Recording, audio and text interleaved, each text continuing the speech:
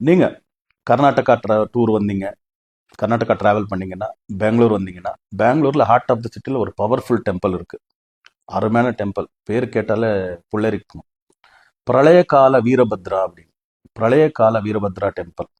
மறக்காம இந்த வீரபத்ரனை தரிசனம் பண்ணுங்க. கர்நாடகா வந்தீங்க, பெங்களூர் வந்தீங்கன்னா. உங்க பிரச்சனை எது இருந்தாலும் சரி, ஏதோ செய்வினை செஞ்சுட்டாங்க, பில்லி சூன்யம் வச்சுட்டாங்க, லக்ஷ்மியை கட்டி போட்டிருக்காங்க, கட்டு இருக்கு, அந்த கட்டு எல்லாமே உடஞ்சிடும். இவங்களை தரிசனம் பண்ணிட்டீங்கன்னா போதும். ஹெல்த் இஷ்யூஸு, ஃபேமிலி ப்ராப்ளம் எதே இருந்தாலும் சரி, இந்த பிரளய கால வீரபத்ரன் தரிசனம் பண்ணுங்க. அருமையான ரிசல்ட் கிடைக்கும் உங்களுக்கு இவரை தரிசனம் பண்ண பிறகு.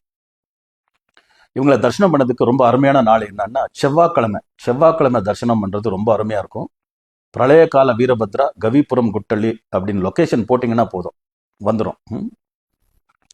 உங்க ஜென்ம நட்சத்திரத்துல தரிசனம் பண்ணலாம், செவ்வாய்க்கிழமை தரிசனம் பண்ணலாம், அமாவாசை பௌர்ணமி நாள் தரிசனம் பண்ணலாம்.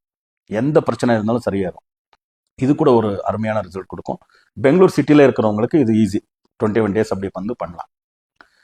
ஸோ இது பண்ணீங்கன்னா எஜுகேஷன் பிரச்சனை இருந்து கூட வெளியில வந்துடலாம்.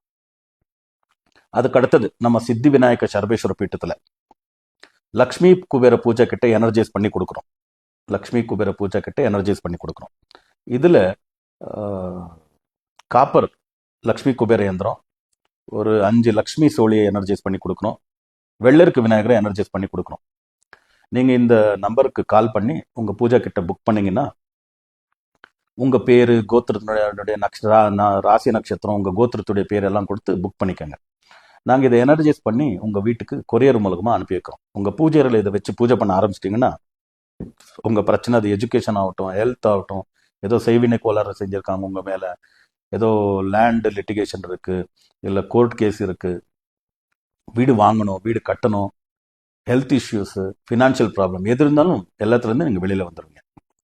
நான் ஹைதராபாத் வந்துட்டு இருக்கேன். 1 March 2026 சண்டே. ஹைதராபாத் பஞ்சகுட்டாவில் அவைலபிள்.